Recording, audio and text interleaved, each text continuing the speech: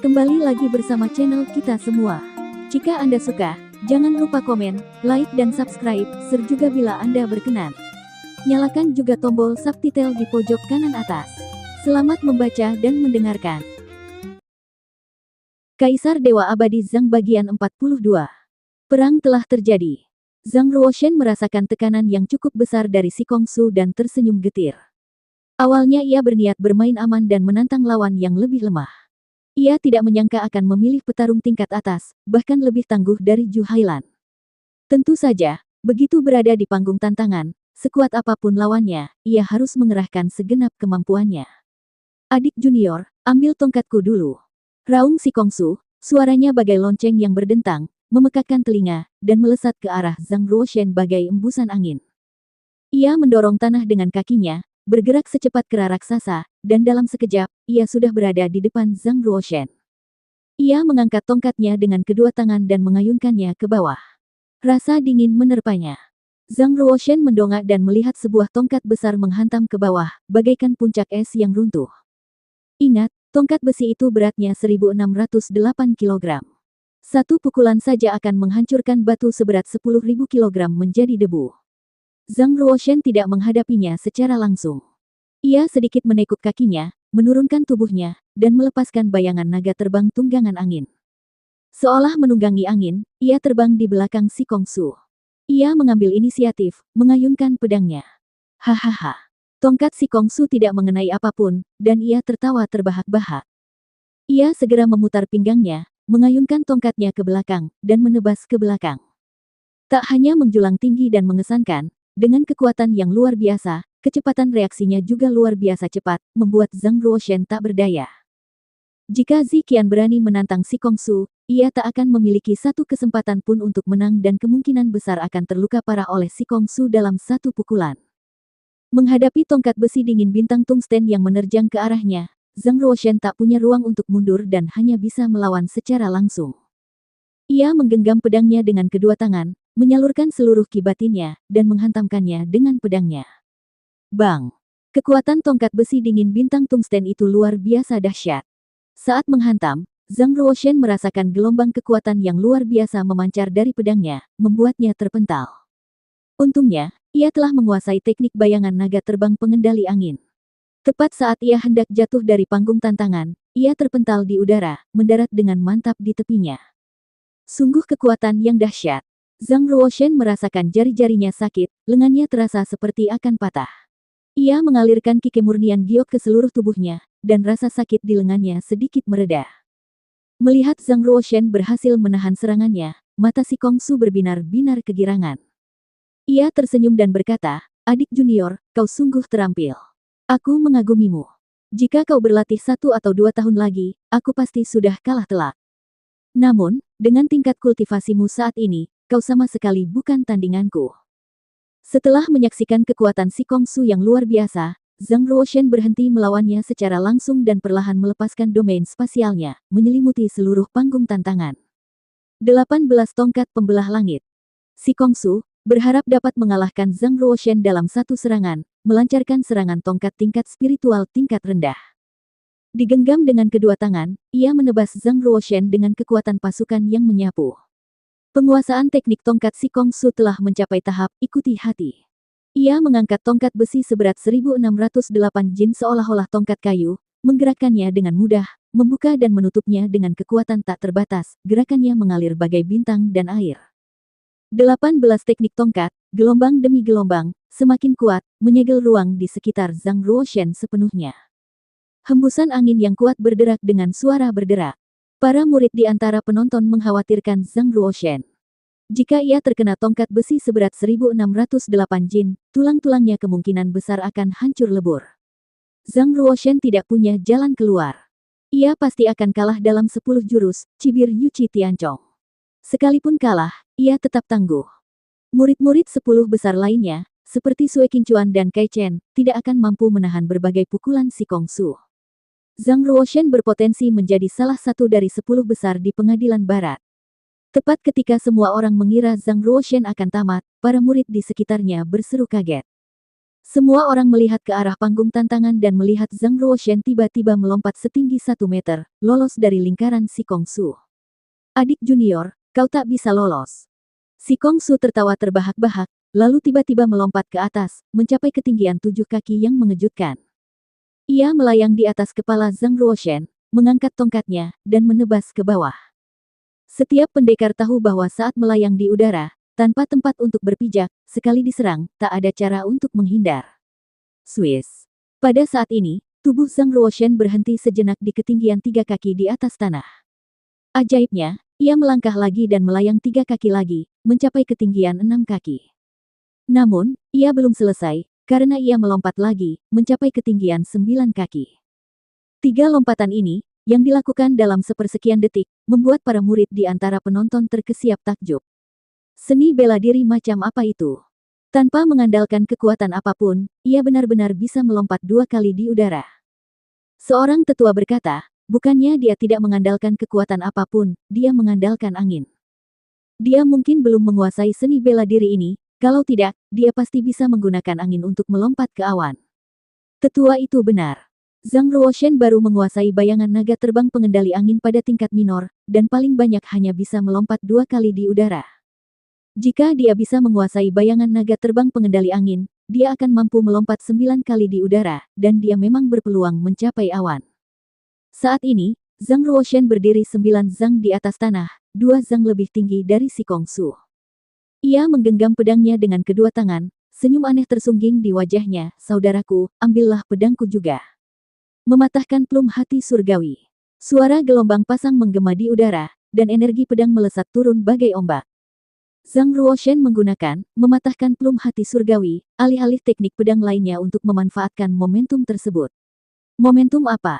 Si Kongsu saat ini melayang 7 zhang di atas tanah, siap jatuh dengan cepat. Dengan tingkat kultivasinya, ia tidak akan terluka bahkan jika jatuh dari ketinggian 7 zhang. Namun, Zhang Ruoshen mematahkan plum hati surgawi, menebaskan energi pedangnya ke bawah dari atas, bertujuan untuk mempercepat jatuhnya Si Kongsu. Sesaat kemudian, bang! Kaki Si Kongsu mendarat di tanah dengan bunyi gedebuk yang keras. Benturan kuat itu menyebabkan kakinya sedikit goyah, dan ia hampir kehilangan keseimbangan dan jatuh ke tanah. Krak! Tulang-tulang Si Kongsu berderak. Untungnya, ia bereaksi cepat, menarik ki dari batang besi dingin bintang tungsten sebelum menghantam tanah, mengurangi beratnya menjadi hanya 108 kg. Jika tidak, ia takkan mampu menahan kekuatan jatuh yang tiba-tiba itu. Bulan purnama hati surgawi. Zhang Ruoshen memanfaatkan kesempatan itu dan, bahkan sebelum menyentuh tanah, melancarkan serangan pedang, mengincar leher Si Kongsu. Dengan tergesa-gesa, Si Kongsu mundur dan mengayunkan batang besi dingin bintang tungsten untuk menangkis. Bagaimana mungkin batang besi dingin bintang tungsten, tanpa inskripsinya yang aktif, mampu menahan pukulan Zhang Ruoshen? Bang! Batang besi dingin bintang tungsten terlepas dari tangan Si Kongsu dan jatuh ke panggung tantangan. Zhang Ruoshen, yang berada di atas angin, terus maju, membuat Si Kongsu tak punya kesempatan untuk membalas. Terdesak mundur, jubah Si Kongsu tertusuk lebih dari selusin tebasan pedang, akhirnya terdesak ke tepi panggung tantangan. Kondensasi ki darah. Tubuh Si Kongsu memancarkan energi darah yang kental, mengembun di bawah kakinya menjadi formasi darah berdiameter 5 meter.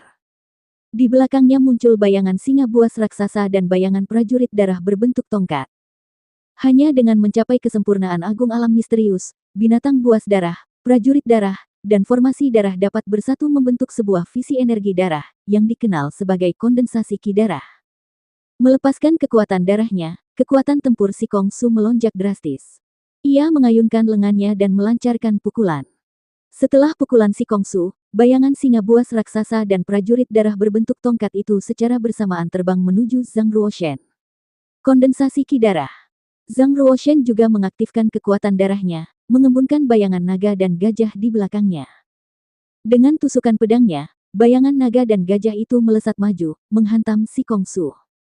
Adegan mengejutkan terjadi ketika bayangan naga dan gajah menghancurkan penglihatan energi darah Si Kongsu, menghancurkannya dengan kekuatan yang luar biasa dan membuatnya jatuh dari panggung tantangan. Seekor binatang kondensasi ki darah di alam misterius tingkat ekstrim minor benar-benar menembus roh kondensasi ki darah di alam misterius tingkat kesempurnaan agung. Bagaimana mungkin garis keturunan Zhang Ruoshen begitu kuat? Dari kejauhan, ketiga wakil dekan dan dekan pengadilan barat semuanya terkejut. Dekan pengadilan barat berseru, garis keturunan Gajah Naga. Dia benar-benar mengaktifkan garis keturunan Gajah Naga. Itu memang garis keturunan Gajah Naga.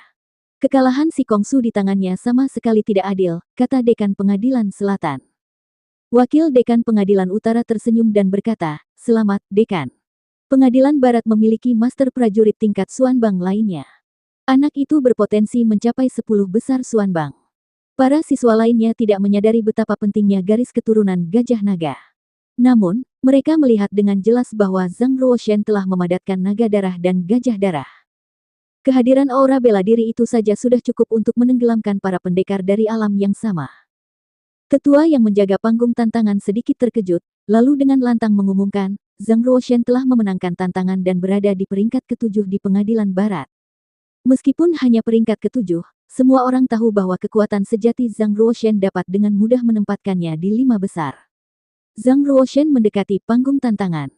Murid-murid lain, yang berada di peringkat di bawah ke-7, juga menantang Zhang Ruoshen, tetapi mereka semua kalah. Perlahan-lahan, kekuatan Zhang Ruoshen mulai diakui, dan semakin sedikit yang berani menantangnya. Saat langit semakin gelap, malam pun tiba. 12 bola api menyala di arena seni bela diri pengadilan barat, menerangi langit malam. Pertarungan sengit berlanjut di 10 panggung tantangan, beberapa menang dan yang lainnya kalah. Setelah Zhang Ruoshen mengalahkan 8 penantang berturut-turut, tak seorang pun berani menantangnya lagi. Zhang Ruoshen. Duanmu Xingling berdiri di tepi arena seni bela diri pengadilan barat, melambai misterius ke arahnya. Zhang Ruoshen menghampiri dan berkata, kakak senior Duanmu, ada apa? Set. Pelankan suaramu, jangan sampai ada yang melihatmu. Duanmu Xingling menempelkan jari di bibirnya, menyuruhnya diam. Ikuti aku, dan jangan bersuara. Duanmu Xingling sangat berhati-hati, seperti pencuri, melihat ke kiri dan ke kanan. Setelah yakin mereka aman, ia membawa Zhang Ruoshen keluar dari kegelapan. Menatap punggung Duanmu Xingling yang anggun, Zhang Ruoshen menunjukkan sedikit keraguan dan mengikutinya dalam diam. Aroma samar tercium di udara kemanapun Duanmu Xingling lewat. Di bawah bimbingan Duanmu Xingling, keduanya melewati istana-istana dan tiba di kaki tebing di halaman barat. Di bawah tebing terdapat paviliun tepi air dengan menara 3 lantai, menciptakan suasana yang elegan. Zhang Ruoshen menatap menara 3 lantai di kejauhan dan melihat sosok yang familiar dan cantik. Terkejut, ia bertanya, kakak senior Huang, mengapa dia ada di sini? Zhang Ruoshen menatap Duanmu Xingling. Kita lihat saja nanti, Duanmu Xingling tersenyum genit. Huang Yanchen, menggenggam pedang sakti, berdiri di atap menara, rambut safirnya berkibar tertiup angin, memberinya aura yang luar biasa murni dan cantik. Seorang pria tampan berusia 20-an mendekati dasar menara dan tampak berkomunikasi dengan Huang Yanchen. Itu dia. Zhang Ruoshen mengenali pria di loteng itu. Ia telah melihatnya siang itu.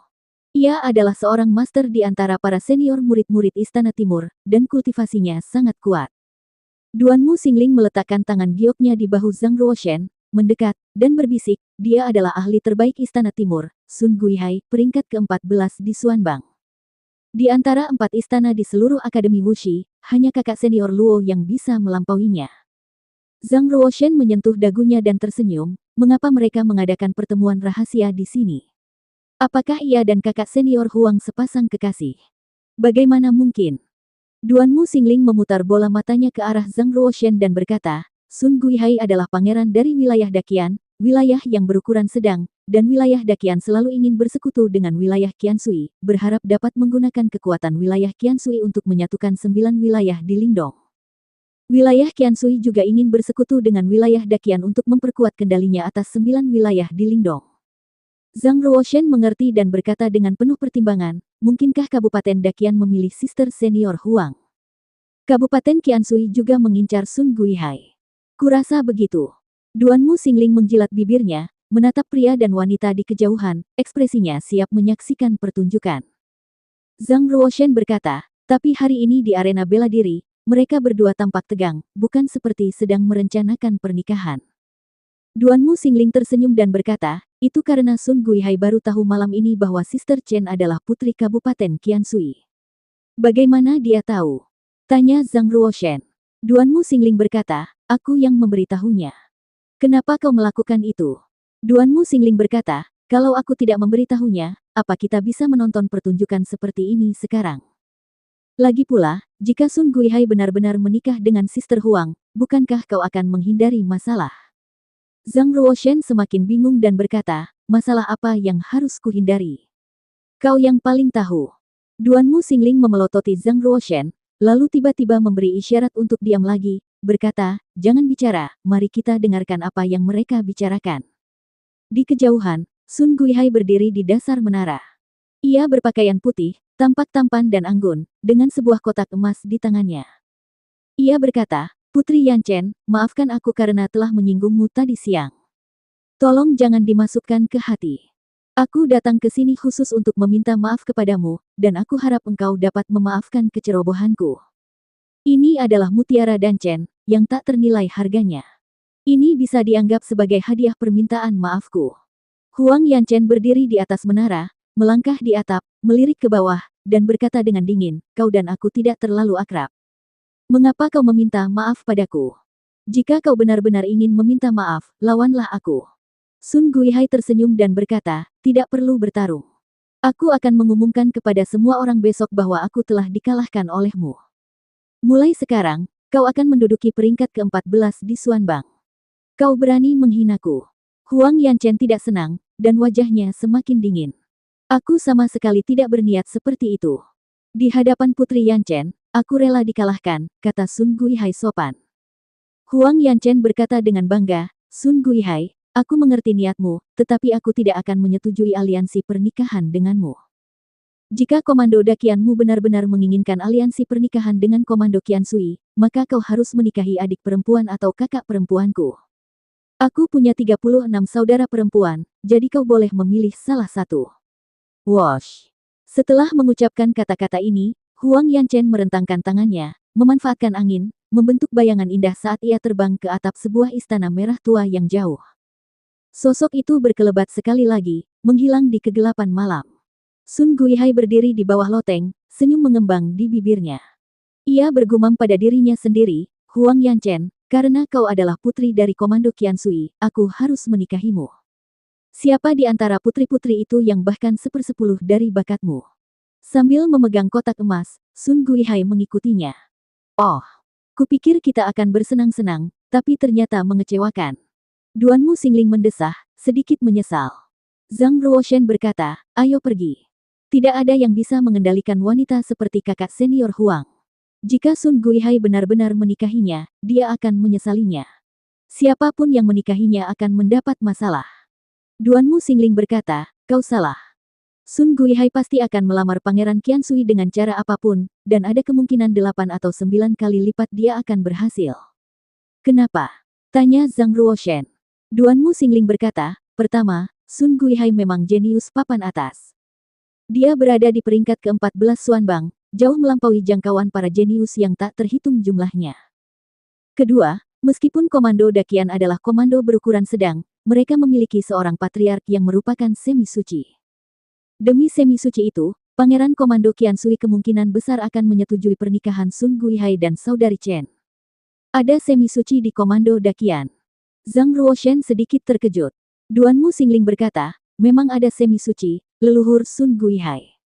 Namun, semi-suci itu tidak ada di komando dakian. Sebaliknya, dia telah pergi ke medan perang manusia yang jauh dan belum kembali selama 60 tahun. Kemungkinan besar dia telah gugur. Tentu saja, dengan kekuatan mengintimidasi dari setengah orang semi-suci itu, komando dakian masih memegang posisi terdepan di antara 36 komando di Pegunungan Iblis Surgawi, dan kekuatan nasionalnya secara keseluruhan berada di peringkat pertama di antara 36. Zhang Ruoshen berkata, hei, itu bukan urusan kita. Sekalipun dia khawatir, itu urusan kakak senior Huang. Kita harus kembali. Penilaian triwulan seharusnya sudah selesai sekarang. Penilaian triwulan berlangsung hingga larut malam sebelum akhirnya berakhir. Mo Qinglong mengalahkan Kai Chen dalam tantangan keduanya, menjadi peringkat ke-8 di Pengadilan Barat. Si Kong Su mengalahkan Zhu Hailan, menjadi peringkat ke-6. Zhu Hailan turun ke peringkat ke-7. Karena Zhang Ruoshen sebelumnya telah mengalahkan si Kong Su, ia otomatis menjadi peringkat ke-5 di Pengadilan Barat. Dengan demikian, peringkat 10 besar terbaru di Pengadilan Barat adalah Luo Suihan, Huang Yanchen, Duan Muxingling, Tuo Muzi, Zhang Ruoshen, Si Kongsu, Ju Hailan, Mo Qinglong, Kai Chen, dan Ziqian. Dalam 2 bulan, 10 orang ini akan mewakili Akademi Kota Bela Diri dan memasuki reruntuhan menengah untuk mengikuti ujian eksplorasi. Selanjutnya, 10 master teratas di Pengadilan Barat akan menerima 2 tetes cairan sejati semi suci setiap kuartal. Hari ini adalah waktu pembagian cairan sejati semi suci, jadi Zhang Ruoshen menerima 2 tetes lagi, sehingga totalnya menjadi 27 tetes. Setelah penilaian kuartal, Zhang Ruoshen kembali ke Istana Bela Diri Naga dan tinggal sementara di Misterius nomor 1. Ujian eksplorasi reruntuhan menengah akan dimulai dalam 2 bulan, dan waktu hampir habis. Setiap peningkatan kultivasi akan meningkatkan peluang seseorang untuk bertahan hidup di reruntuhan menengah. Meskipun reruntuhan menengah menawarkan peluang besar, reruntuhan menengah juga cukup berbahaya. Bahkan para prajurit Xuanbang yang masuk pun kemungkinan besar akan mati. Setelah 2 hari berkultivasi di dalam kristal ruang waktu, Zhang Ruoshen tetap gelisah, tak mampu tenang. Pikirannya terus-menerus tertuju pada ibunya, yang jauh di Yunwu Commandery, dan ia mengkhawatirkan keadaannya. Tidak. Jika aku terus berkultivasi seperti ini, aku pasti akan gila. Kurasa aku harus kembali ke Komando Yunwu, idealnya untuk membawa ibuku ke Akademi Wuxi. Zhang Ruoshen membuka matanya dan mendesah dalam-dalam. Ia bergumam pada dirinya sendiri, aku ingin tahu apakah perang antara Komando Sifang dan Komando Yunwu telah dimulai. Hitam, kembalilah ke Komando Yunwu bersamaku. Zhang Ruoshen dipenuhi kekhawatiran, tak sanggup melepaskan keluarganya. Ia bertekad untuk kembali. Seberharga apapun waktu, itu tidak sepenting keselamatan orang-orang yang dicintainya. Oke, tunggu aku 1 jam lagi. Aku perlu meminjam beberapa buku lagi dari perpustakaan.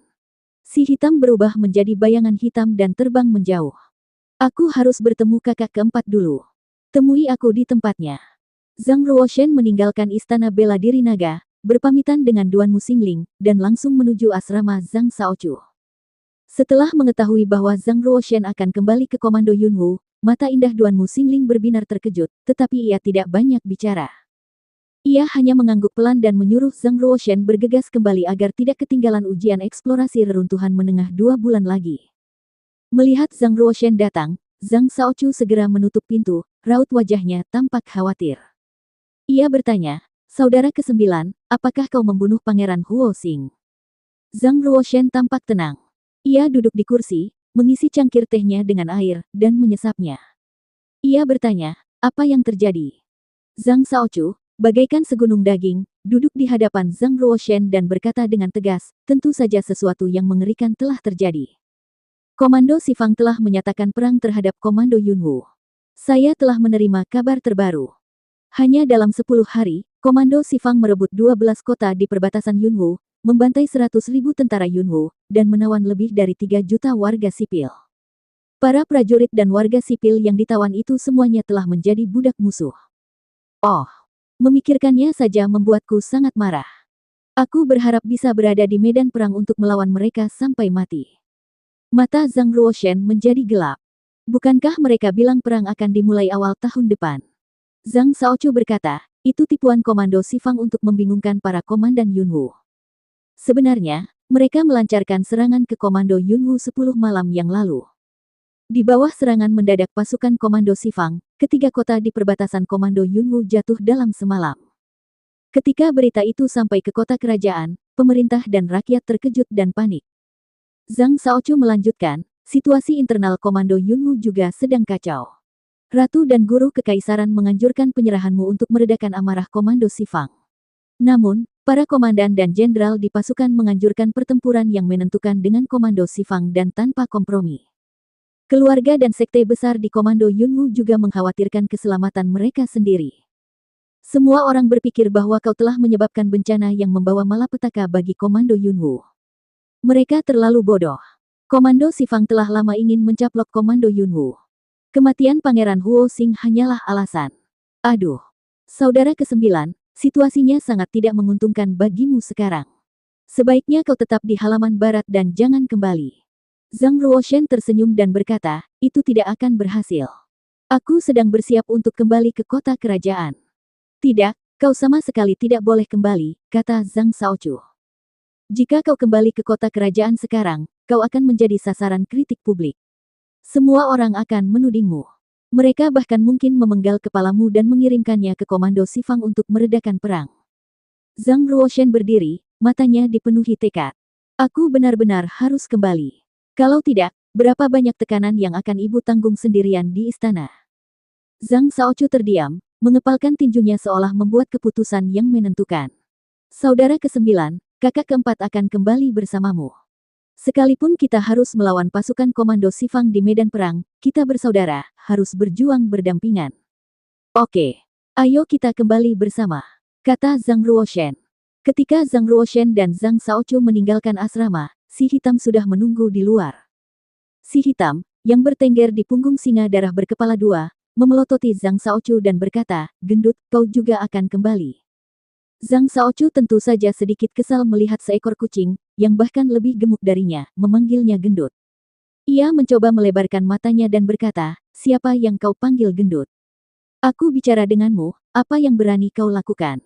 Di atas punggung singa darah berkepala dua, si hitam berdiri, menggosok-gosokkan kedua kakinya, dengan ekspresi garang di wajahnya.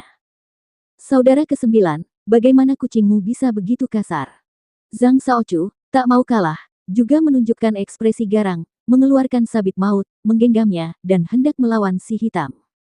Zhang Ruoshen tak ingin membuang waktu dan berkata, "Jangan main-main, kembalilah ke kota kerajaan dulu." Si hitam dan Zhang Shaochu segera berpisah, saling melotot, tetapi tidak bertarung. Zhang Ruoshen berguling dan duduk di punggung singa darah berkepala dua. Perjalanan dari halaman barat ke ibu kota Yunwu Commandery akan memakan waktu setidaknya 2 hari 2 malam, katanya. Aku harus memasuki dimensi dalam kristal ruang waktu untuk berkultivasi. Si hitam, jika kau butuh sesuatu, jangan lupa hubungi aku. Zhang Shaochu, yang memimpin tunggangan binatang buas tingkat 2, kelas bawah, keluar dari istana binatang buas, mendengar kata-kata Zhang Ruoshen dan bertanya dengan heran, kristal ruang waktu apa? Saat ini, Zhang Ruoshen, yang sedari tadi duduk di punggung singa darah berkepala dua, menghilang dengan suara mendesing. Hanya kristal berantai yang tersisa di punggung singa itu. "Ada apa?" teriak Zhang Shaochu, terkejut. "Berisik." Si hitam menatap Zhang Shaochu dengan jijik, mengambil kristal ruang waktu, dan mengalungkannya di lehernya. Zhang Shaochu, yang masih syok, mencari Zhang Ruoshen, dan bertanya, "Saudara ke-9, kau di mana?" Si hitam, yang tampak tidak sabar, menunggangi singa darah berkepala duanya dan berjalan dengan angkuh menuju gerbang akademi, sambil berkata, "Kenapa kau begitu peduli? Ikuti saja aku, dan kau tidak akan salah." Masih ragu-ragu, Zhang Shaochu menunggangi punggung binatang buas tingkat 2, harimau guntur bertaring pedang, dan mengejar si hitam. Zhang Ruoshen berkultivasi tanpa lelah, menghabiskan 6 hari di dalam ruang batin kristal ruang waktu, memurnikan 2 tetes cairan sejati semi suci dan terus meningkatkan kultivasinya. Mencapai puncak agung alam misterius bukanlah tugas yang mudah. Sekalipun ia memurnikan ke-27 tetes, kemungkinan besar ia tidak akan mencapai tingkat itu. Tentu saja, memurnikan ke-27 tetes tersebut niscaya akan meningkatkan fisiknya secara signifikan, sangat membantu upayanya mencapai puncak tertinggi alam misterius. Bang! Bang! Zhang Ruoshen mulai melatih telapak tangannya, melakukan telapak tangan naga gajah prajna berulang-ulang, membiarkan kekuatan obat cairan sejati semi suci terserap sepenuhnya ke dalam tubuhnya. Setelah berlatih teknik telapak tangan seharian penuh, Zhang Ruoshen bermandikan keringat, hampir sepenuhnya menyerap kekuatan obat dari 2 tetes cairan sejati semi suci. Kita seharusnya sudah hampir kembali ke kota kerajaan. Zhang Ruoshen merasa waktunya hampir habis, jadi ia berhenti berlatih dan berjalan keluar dari ruang batin kristal ruang waktu. Dengan suara, wus kilatan cahaya putih, Zhang Ruoshen muncul kembali di punggung singa darah berkepala dua. Zhang Shaochu, menunggangi harimau guntur bertaring tajam, sedang berjalan di dekatnya. Melihat Zhang Ruoshen tiba-tiba muncul, ia terkejut lagi. Ia mundur dan hampir jatuh dari harimau guntur bertaring tajam itu. "Saudara ke-9, kemana saja kau selama 2 hari terakhir ini?" Zhang Ruoshen tersenyum dan berkata, "Aku berlatih dalam pengasingan." "Kemana?" Zhang Shaochu mencari kemana-mana, mencoba menemukan tempat peristirahatan Zhang Ruoshen, tetapi akhirnya tidak menemukan apapun. Melihat Zhang Shaochu belum menemukan rahasia kristal ruang waktu, Zhang Ruoshen tidak berniat memberitahunya. Bagi Zhang Shaochu, mengetahui terlalu banyak mungkin bukan hal yang baik baginya. Zhang Ruoshen menunjuk perut singa darah berkepala dua yang membuncit dan berkata dengan senyum samar, aku sedang berlatih di dalam perut singa darah berkepala dua. Tentu saja kau tidak bisa melihatku. Benarkah? Wajah bulat Zhang Shaochu menunjukkan ekspresi yang luar biasa. Ia berkata dengan penuh semangat, ketika aku masih kecil, aku mendengar tentang beberapa orang luar biasa yang master yang memasuki perut binatang buas untuk berlatih, menyerap saripati dan darah binatang buas untuk nutrisi, sehingga kultivasi mereka sendiri berkembang pesat. Mungkinkah kau, saudara ke-9, juga mahir dalam teknik rahasia itu? Ia benar-benar mempercayainya. Zhang Ruoshen mengangguk dan berkata, aku juga secara tidak sengaja menemukan sebuah buku kuno di sebuah gua dan mempelajari teknik rahasia itu. Kalau begitu, bisakah kau mengajariku? Zhang Shaochu menatap Zhang Ruoshen dengan penuh semangat dan berkata dengan sangat bersemangat. Itu. Kita akan membicarakannya nanti. Zhang Ruoshen segera mengganti topik pembicaraan, menatap ke depan. Di mana kita sekarang? Seberapa jauh dari kota kerajaan? Zhang Shaochu menjawab, kita telah mencapai Gunung Tianyu. Setelah menyeberangi Gunung Tianyu, jaraknya hanya 200 mil dari kota kerajaan. Zhang Ruoshen pernah mendengar tentang Gunung Tianyu, sebuah penghalang pertahanan penting di sebelah barat kota kerajaan. Pegunungan ini mencakup area seluas 300 mil, terjal, dengan pegunungan dan perairan tandus yang dihuni oleh binatang buas. Medannya terjal dan sulit dipertahankan, sehingga sulit diserang. 300 tahun yang lalu, Komando Yunwu membangun sebuah benteng di dalam Gunung Tianyu, bernama Terusan Tianyu. Setelah 300 tahun pembangunan, tembok Terusan Tianyu bahkan lebih kuat daripada tembok kota kerajaan, menggabungkan berbagai formasi dan menampung garnisun yang terdiri dari 120.000 tentara. Tembok itu mampu menghalau binatang buas dan melindungi kota kerajaan dari dalam, menjadikannya penting secara strategis. Meskipun jalur pegunungannya curam, tunggangan Zhang Ruoshen dan Zhang Shaochu sama-sama binatang buas kelas 2, sehingga mereka melanjutkan perjalanan dengan langkah cepat. Tiba-tiba, telinga Zhang Ruoshen sedikit berkedut.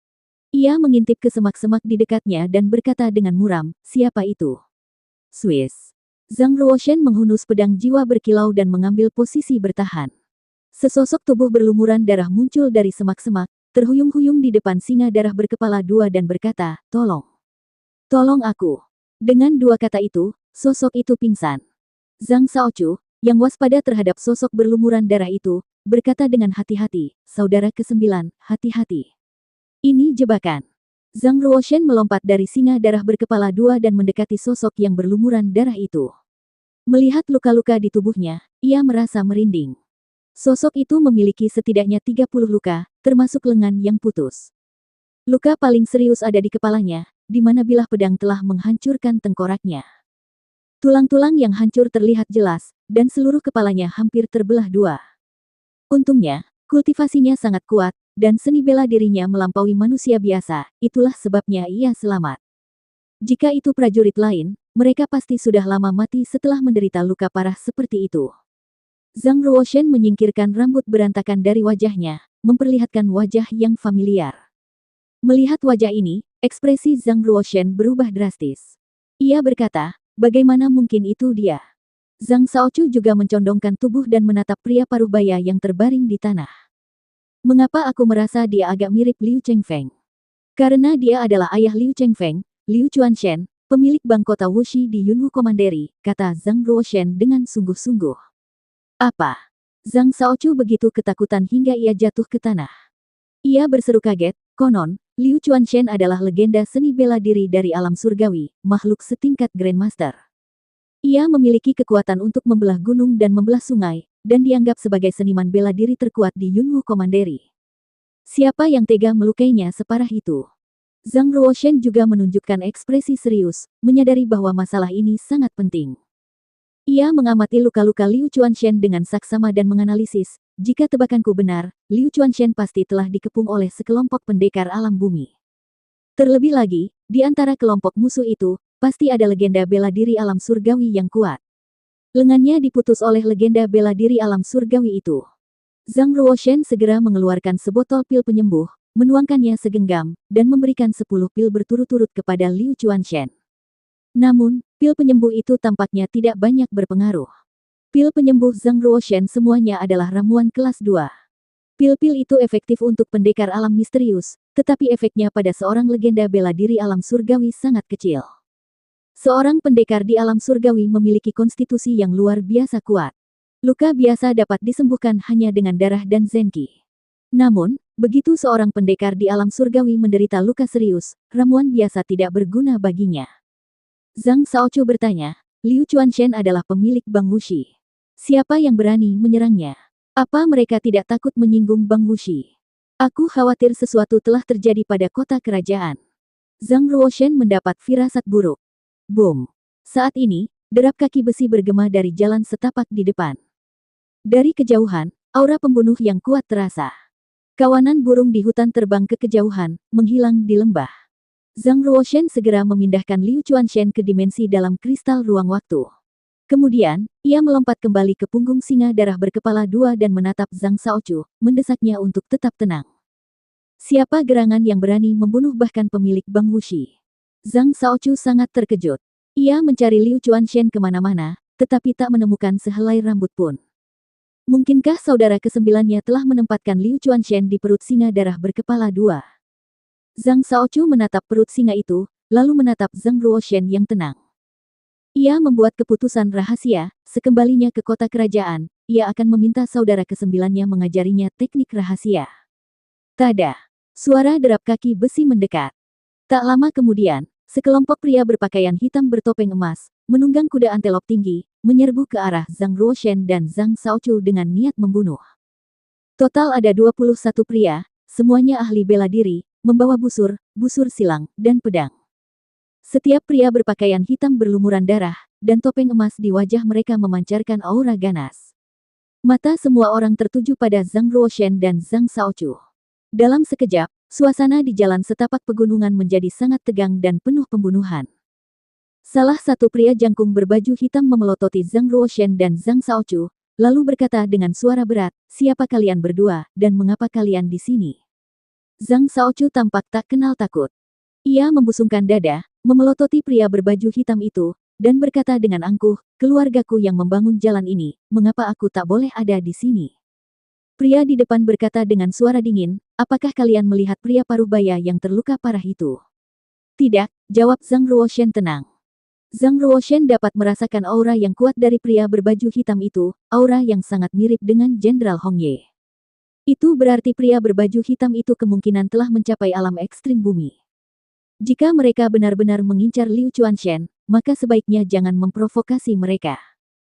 Pria berbaju hitam itu dengan saksama memeriksa Zhang Ruoshen dan Zhang Shaochu, lalu melambaikan tangan kepada orang-orang di belakangnya, sambil berkata, ayo pergi. Zhang Ruoshen dan Zhang Shaochu sama-sama menghela napas lega. Pada saat ini, sesosok berpakaian hitam berseru, Kapten, ada darah di tanah. Sosok berpakaian hitam di latar depan langsung menunduk dan, seperti dugaannya, melihat genangan darah segar. Sosok berpakaian hitam itu segera mengangkat kepalanya dan menatap Zhang Ruoshen dengan tatapan dingin. Serang. Setelah terekspos, Zhang Ruoshen menyerang dengan tegas, menghunus pedang berkilau jiwa dan menebas sosok berpakaian hitam dengan kultivasi terkuat. Zhang Shaochu segera menghunus sabit mautnya dan menerjang sosok-sosok berpakaian hitam itu. Meskipun tubuhnya tampak gemuk, ia memiliki kelincahan yang luar biasa. Dalam sekejap, Zhang Shaochu telah membunuh 3 dari mereka. Merepotkan sekali. Si hitam merobek selembar kertas, mencengkeramnya di antara kedua kaki kucingnya, dan menyuntikkan kinya ke dalamnya. Sebuah lingkaran cahaya redup muncul di permukaan kertas itu. Puff! Kertas itu terlempar, lebih tajam dari pisau, memenggal kepala sosok berpakaian hitam di tahap awal alam misterius. Zhang Ruoshen mengerahkan seluruh tenaganya, mengerahkan kekuatan dengan kedua lengannya, dan memukul kepala sosok berpakaian hitam itu dengan satu tebasan. Anak baik, kau bersembunyi dengan cukup baik. Di mana kau menyembunyikan pria yang terluka parah itu? Pria berbaju hitam itu melepaskan pedang lebar ungu dari punggungnya dan menangkis serangan penuh Zhang Ruoshen dengan serangan horizontal. Bang! Kuda di bawah pria berbaju hitam itu tak mampu menahan kekuatan yang luar biasa, kakinya patah. Dengan teriakan memilukan, kuda itu jatuh ke tanah dan jatuh dari tebing.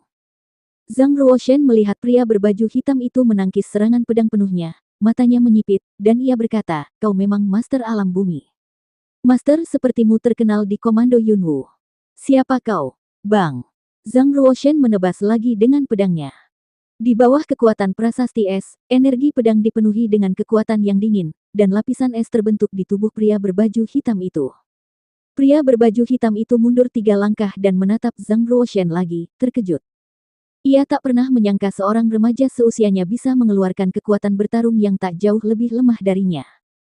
Lagi pula, ia telah berkultivasi selama lebih dari 40 tahun untuk mencapai levelnya saat ini. Berapa usia anak laki-laki itu? Nak, siapa kau? Pria berbaju hitam itu mengerahkan kekuatan di pergelangan tangannya, dan semburan ki yang kuat meletus dari tubuhnya, mendorong Zhang Ruoshen mundur.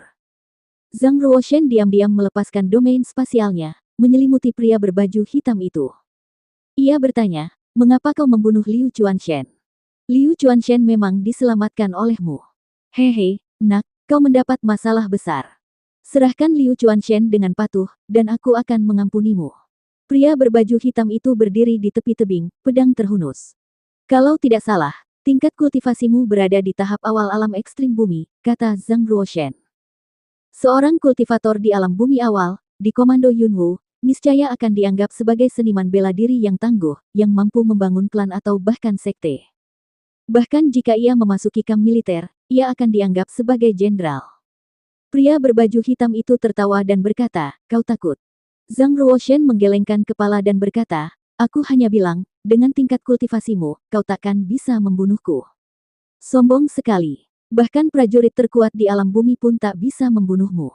Apa kau pikir kau prajurit Xuanbang? Tanya pria berbaju hitam itu. Zhang Ruoshen tak berkata apa-apa lagi.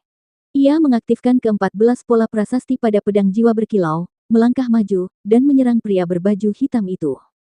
Hati surga menuntun jalan. Ia mengayunkan pedang, menyemburkan energi pedang sepanjang 7 meter, meninggalkan jejak pedang panjang di tanah. Pria berbaju hitam itu tidak menyangka bocah itu bukan hanya tidak kabur, tetapi malah menyerangnya. Waktu yang tepat, pria berbaju hitam itu menggenggam parang ungu dengan kedua tangannya. Disegarkan oleh energi sejatinya, prasasti-prasastinya aktif, dan gumpalan petir ungu muncul di bilahnya. Bang! Dengan satu tebasan, ia menghancurkan energi pedang itu. Pria berbaju hitam itu melangkah 3 langkah, meninggalkan 3 jejak kaki yang dalam di tanah. Dengan langkah terakhir, ia melesat ke udara dan menebas Zhang Ruoshen. Bilahnya dipenuhi kekuatan petir. Dengan tubuhnya sebagai pusatnya, gumpalan petir bebas muncul di udara di sekitarnya, semuanya berkumpul di bilahnya. Zhang Ruoshen tidak bisa mundur sama sekali, karena di belakangnya terdapat tebing. Bulan purnama hati surgawi. Pedang berkilau jiwa itu membentuk lingkaran di udara. Cahaya pedang yang terang membuat lingkaran pedang itu tampak seperti bulan yang terang, melayang di atas kepala Zhang Ruoshen. Tebasan pedang itu menghantam keras parang ungu itu. Suara keras itu menggema tanpa henti di antara pegunungan. Krak! Batu-batu di bawah kaki Zhang Ruoshen hancur berkeping-keping, jatuh dari tebing ke jurang yang terjal. Swiss! Pria berbaju hitam itu dengan cepat mengubah taktiknya, berputar 360 derajat di udara dan menyerang 3 kali berturut-turut. Setiap serangan dipenuhi dengan kekuatan petir, begitu dahsyatnya hingga kemungkinan besar akan menghancurkan tebing sekalipun. Zhang Ruoshen hanya bisa membela diri secara pasif, melepaskan bayangan naga terbang tunggangan anginnya untuk terbang cepat di sepanjang jalan pegunungan yang sempit, mencoba menghindari tabrakan langsung dengan pria berbaju hitam itu. Para prajurit alam bumi sungguh tangguh. Dengan kekuatanku saat ini, aku bisa melawan para prajurit di tahap awal alam bumi, tetapi mengalahkan mereka sangatlah sulit. Pikir Zhang Ruoshen dalam hati. Untungnya, kecepatan Zhang Ruoshen sebanding dengan pria berbaju hitam itu. Jika si Kongsu melawan pria berbaju hitam itu, kemungkinan besar ia akan kalah dalam 10 jurus. Aneh sekali. Anak ini telah bertarung denganku lebih dari 50 jurus dan masih berhasil tetap tak terkalahkan. Mungkinkah dia benar-benar seorang pendekar Xuanbang? Pria berbaju hitam itu semakin waspada seiring berjalannya pertarungan, akhirnya menyadari bahwa pemuda ini bukanlah tandingannya. Dia bukan pendekar alam bumi, namun kekuatan tempurnya tak kalah dari pendekar awal alam bumi. Hanya pendekar Xuanbang yang memiliki kehebatan seperti itu. Di seluruh komando Yunwu, hanya ada 18 pendekar Xuanbang, yang termuda sudah berusia 35 tahun. Untuk mencapai status Xuanbang di usia belasan, seberapa berbakatkah seseorang? Pedang Iblis Lipat 3. Pria berbaju hitam itu melepaskan teknik pedang tingkat spiritual tingkat rendah, auranya melonjak. Dia menebas, berubah menjadi 3 bayangan pedang. Lebih jauh lagi, pedang lebar ungunya juga menebas ke depan, mengincar leher Zhang Ruoshen. Seni bela diri tingkat spiritual yang digunakan oleh pendekar awal alam bumi sangatlah kuat, sama sekali tidak sebanding dengan yang digunakan oleh pendekar alam misterius. Sebelum energi pedang sempat mengenai Zhang Ruoshen, jubahnya telah terkoyak oleh kekuatan tak terlihat. Angin dan hujan hati surgawi. Zhang Ruoshen tiba-tiba melesat ke udara, melepaskan puncak ranah pedang mengikuti hatinya. Bagaikan kilatan cepat, roh pedang itu meluncur di ujung pedang lebar ungu, menusuk jantung pria berbaju hitam itu. Ekspresi pria itu berubah drastis, dan ia berseru, pedang mengikuti hati tingkat tinggi. Tidak, puncak pedang mengikuti hati. Bagaimana mungkin? Umumnya, bahkan seniman bela diri legendaris dari alam surgawi jarang mencapai puncak pedang mengikuti hati. Seorang pemuda di alam misterius, yang menguasai ilmu pedang hingga tingkat seperti itu, bisa dibilang sangat mengerikan. Sebelumnya, ilmu pedang Zhang Ruoshen hanya berada di tingkat menengah pedang mengikuti hati, tanpa melepaskan kekuatan sejatinya. Ia tidak ingin menunjukkan kartu asnya sampai benar-benar diperlukan. Sekarang setelah terbongkar, pria berbaju hitam itu harus mati. Ia dengan tegas meninggalkan pedang lebar ungu itu, mencoba menghindari serangan mematikan Zhang Ruoshen. Namun, ia masih meremehkan kekuatan jurus pedang ikuti hati tingkat puncak. Ia baru melangkah setengah langkah ketika pedang jiwa berkilau menembus jantungnya. Ujung pedang jiwa berkilau menusuk punggung pria berjubah hitam itu, meneteskan darah. Pria berjubah hitam itu menatap pedang yang menusuk jantungnya, merasakan dinginnya bilah pedang, menggertakkan giginya, dan meraung, kalau begitu mari kita mati bersama. Mengerahkan sisa tenaganya, pria berjubah hitam itu menyerang Zhang Ruoshen, melemparkannya dari tebing. Wajah Zhang Ruoshen sedikit berubah. Ia tak pernah menyangka seorang pendekar di alam bumi memiliki vitalitas sekuat itu sehingga, bahkan setelah tertusuk jantung, ia masih bisa melawan. Saudara ke-9, wajah Zhang Shaochu berubah, dan ia segera bergegas ke tepi tebing. Pada saat ini, Zhang Ruoshen berubah menjadi hantu, memegang pedang berdarah, dan terbang dari dasar tebing, mendarat dengan mantap di tanah. Zhang Ruoshen menghela napas panjang dan berkata, itu berbahaya. Untungnya aku telah menguasai bayangan naga terbang penunggang angin, kalau tidak aku pasti akan binasa bersamanya. Aku tidak boleh ceroboh lagi. Zhang Shaochu teringat akan seni bela diri berbasis kecepatan luar biasa yang ditunjukkan Zhang Ruoshen di panggung tantangan dan berpikir dalam hati, itu pasti bayangan naga terbang penunggang angin. Aku harus meminta saudara ke-9ku untuk mengajariku jika aku punya kesempatan. Jika aku bisa menguasai seni bela diri berbasis kecepatan itu, bahkan seorang pejuang di alam bumi pun tidak akan mudah membunuhku. Siapakah orang-orang berbaju hitam ini? Tanya Zhang Shaochu. Zhang Ruoshen menatap ke arah jalan setapak di pegunungan. 20 orang berbaju hitam semuanya telah terbunuh, dan udara dipenuhi bau darah. Tidak ada yang selamat. Zhang Ruoshen sedikit mengernyit. Zhang Shaochu menghela napas, awalnya aku menyelamatkan 1 orang, tetapi dia bunuh diri dengan menenggak racun. Zhang Shaochu sendiri tidak mampu membunuh 20 orang kuat berbaju hitam. 13 di antaranya dibunuh oleh si hitam. Melihat mayat-mayat di tanah, Zhang Shaochu tak kuasa menahan diri untuk tidak bergidik. Ketika ia menatap si hitam lagi, ia merasa sedikit lebih takut. Kucing itu terlalu kuat, tidak jauh lebih lemah dari saudara ke-9-nya. Geledah mereka dulu untuk melihat apakah ada petunjuk. Tanya Zhang Ruoshen. Zhang Shaochu segera pergi menggeledah 20 mayat itu, berharap menemukan petunjuk dari mereka. Zhang Ruoshen mengambil parang ungu dari tanah, mengisinya dengan ki sejati, dan memeriksanya. Ia berkata, sebuah harta karun bela diri sejati tingkat 5, dengan 22 prasasti, senilai 100.000 koin perak. Lumayan. Ia memasukkan parang ungu itu ke dalam cincin interspatialnya. Saudara ke-9, orang-orang ini tidak membawa apa-apa selain senjata dan pil penyembuh. Selain itu, mereka tidak punya bukti identitas. Zhang Shaochu menemukan lusinan botol pil penyembuh, serta sejumlah besar senjata dan busur silang tingkat bela diri sejati. Pil dan senjata ini seharusnya berharga ratusan ribu koin perak. Zhang Ruoshen menggunakan cincin interspatialnya untuk mengumpulkan semuanya. Kali ini, Zhang Shaochu melihat dengan jelas bahwa pil dan senjata itu tersimpan dalam satu cincin. Karena mengira ia berhalusinasi, ia menggosok matanya dan melihat lagi. Seperti yang diduga, pil dan senjata itu telah lenyap. Harta karun interspatial. Tanya Zhang Shaochu takjub. Saudara keempat, ketika kultivasimu mencapai alam bumi, aku juga bisa memberimu harta karun ruang spasial, kata Zhang Ruoshen dengan sungguh-sungguh, tapi untuk saat ini, kau harus merahasiakannya. Zhang Shaochu secara alami memahami nilai harta karun spasial dan segera menepuk dadanya, berkata, jangan khawatir, saudara kesembilan, aku tidak akan memberitahu siapapun bahkan jika kau membunuhku. Kemudian, senyum tersungging di wajahnya, dan ia berkata, saudara kesembilan, ketika aku telah mencapai alam bumi. Bisakah kau benar-benar memberiku harta karun ruang spasial? Zhang Ruoshen berkata, setelah mencapai alam bumi, kau telah memasuki jajaran master tingkat atas dan memiliki kemampuan untuk melindungi diri sendiri. Tentu saja aku bisa memberimu harta karun raung spasial. Untuk saat ini, jangan bicarakan itu. Kita harus segera pergi dari sini. Aku curiga ada lebih dari sekadar kelompok orang ini yang mengejar Liu Chuanshen. Ada juga master-master lain.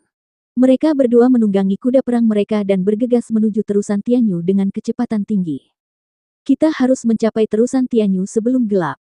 Begitu kita memasuki terusan Tianyu, kita bisa mengerahkan beberapa pasukan untuk mengawal kita kembali ke kota kerajaan, kata Zhang Shaochu.